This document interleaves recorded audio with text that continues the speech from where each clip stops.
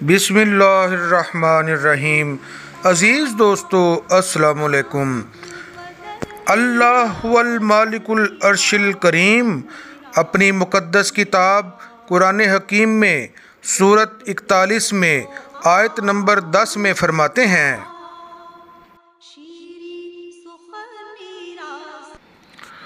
اور اس نے زمین میں اس کے اوپر سے پہاڑ گاڑ دیے اور اس میں برکت رکھ دی، اور اس میں غذاؤں کی تجویز بھی اس میں کر دی، صرف 4 دن میں ضرورت مندوں کے لیے یکساں طور پر۔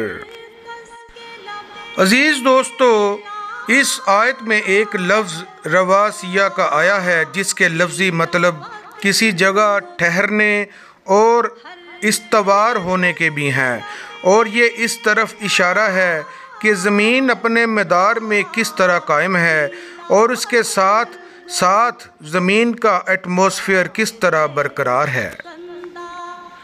اسی طرح اس آیت میں ایک لفظ فوق آیا ہے جس کا لفظی مطلب اوپر کے ساتھ ساتھ فوقیت بامعنی غلبہ اور تسلط کے بھی ہیں، اور یہ گریویٹیشن کی فورس کی طرف اشارہ ہے۔ اسی لفظ فوق کے ایک اور مطلب مکڑی کے بھی ہیں، اور جس طرح مکڑی کا جالا ہوتا ہے اسی طرح سپیس ٹائم کے فیبرک کی طرف بھی اشارہ ہے۔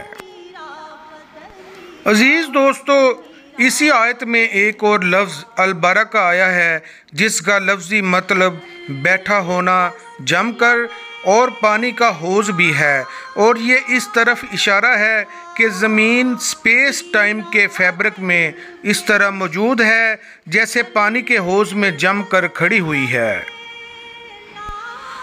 عزیز دوستو، چنانچہ عظیم قرآن ہمیں گریویٹیشنل فورس کے زمین پر اثرات، زمین کا ایٹماسفیئر کس طرح برقرار ہے، اور خلا میں موجود 4th ڈائمنشن جسے ٹائم سپیس کہتے ہیں، اس کے بننے کی ترکیب کے متعلق آگاہ فرما رہا ہے۔ سبحان اللہ۔ آئیے دیکھتے ہیں کہ جدید علم ہمیں ان حقائق کے بارے میں کیا بتاتا ہے۔ ہمارا ایٹماسفیئر گیسوں کا مرکب ہے جو زمین کو گھیرے ہوئے ہے۔ یہ زمین کی گریوٹی کی وجہ سے اپنی جگہ پر قائم ہے۔ اگر زمین کا وزن کم ہوتا تو اس کی گریوٹی بھی کم ہوتی اور یہ ایٹماسفیئر قائم نہ رہ سکتا تھا۔ گریوٹی یا کشش ثقل ہی وہ قوت ہے جو ہمیں زمین پر لنگر انداز رکھتی ہے۔ ایٹماسفیئر کی یہ تہیں ہمیں سورج کی خراب ریڈیشن سے بھی بچاتی ہیں اور زندگی کے لیے اہم ہیں۔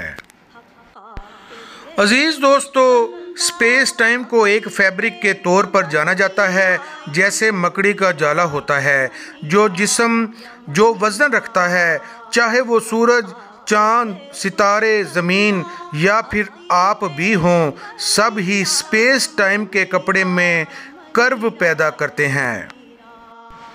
عزیز دوستو، گریوٹی سے مراد ہے کہ ہر جسم جو میس رکھتا ہے وہ گریوٹی بھی رکھتا ہے۔ وزن جتنا زیادہ ہوگا گریویٹیشنل فورس بھی اتنی ہی زیادہ ہوگی۔ اسی طرح اگر 2 جسموں کے درمیان فاصلہ کم ہوگا تو فورس مضبوط ہوگی، اور زیادہ فاصلہ ہوگا تو فورس کمزور ہوگی۔ عزیز دوستو، کشش ثقل یا گریوٹی وہ قوت ہے جس کے ذریعے کوئی بھی جسم جیسے ستارہ دوسرے اجسام کو اپنی طرف کھینچتا ہے۔